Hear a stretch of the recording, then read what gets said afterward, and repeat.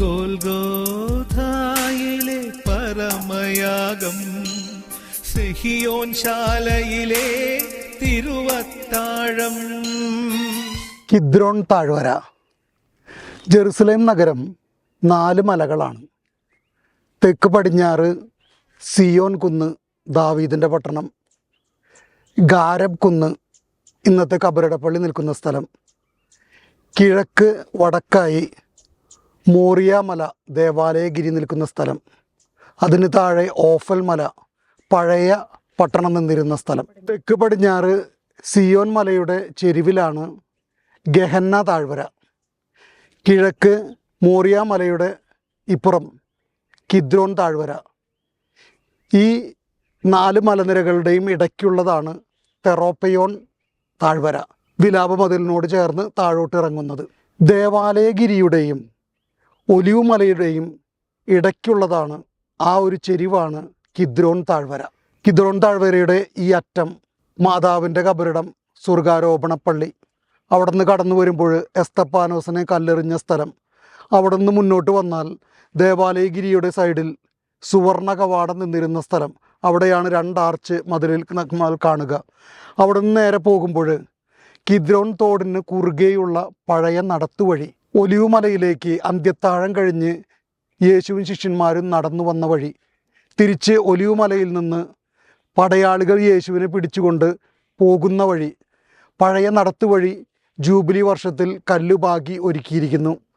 അതിനോട് ചേർന്ന് കാണുന്നത് 4 പഴയ കബറിടങ്ങളാണ്.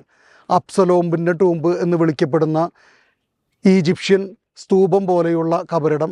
അതിനോട് ചേർന്നാണ് ജോസഫാത്തിൻ്റെ കബറിടം. അതുകൊണ്ടാണ് ആ താഴ്വരയ്ക്ക് ജോസഫാത്ത് താഴ്വര എന്നുകൂടി പേര് വരുന്നത്.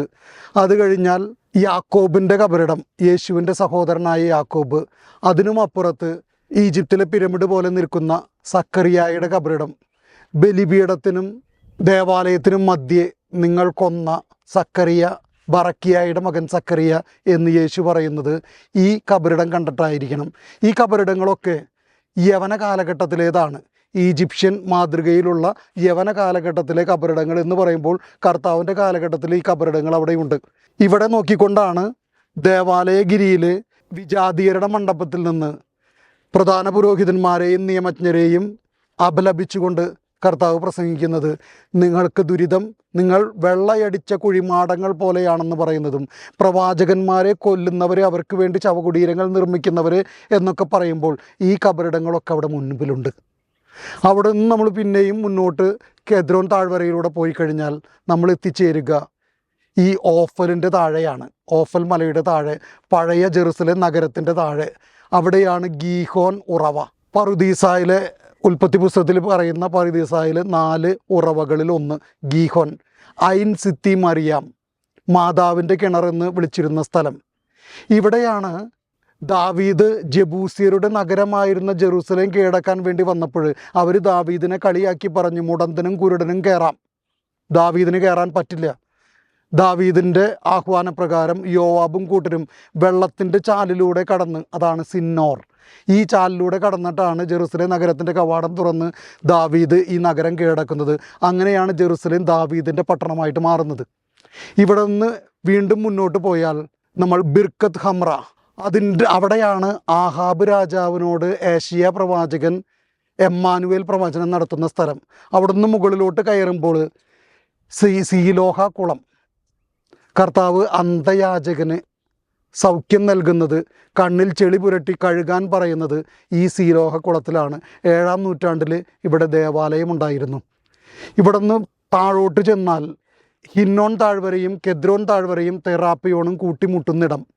അവിടെയാണ് ഐൻ റോഗൽ, അദോണിയ രാജാവായിട്ട് അഭിഷേകം ചെയ്യുന്നതും, ഇപ്പുറത്ത് ബിർക്കത്ത് ഹമ്രയിലെ സോളമനെ അഭിഷേകം ചെയ്യുന്നതുമായിട്ടുള്ള രംഗങ്ങൾ ഓർക്കുന്ന ഇടം. കിദ്രോൺ താഴ്വര, കബറിടങ്ങളുടെ യോസഫാത്ത് താഴ്വര, പ്രവാചകന്മാരെ കൊന്നവളെന്ന് കർത്താവ് ജെറുസലേമിനെ നോക്കി, നിയമജ്ഞരെ നോക്കി പറയുന്ന ഇടം. നമുക്കും ഇതൊരു വെല്ലുവിളിയാണ്, ആഹ്വാനമാണ്. വെള്ളയടിച്ച കുഴിമാടങ്ങളായാൽ പോരാ, ഹൃദയവും വെളുത്തതാകണം. ഈ നോമ്പുകാലം അതിനുള്ളൊരു വെല്ലുവിളിയാണ്. ഈശോ മിശിഹായ്ക്ക് സ്തുതിയായിരിക്കട്ടെ.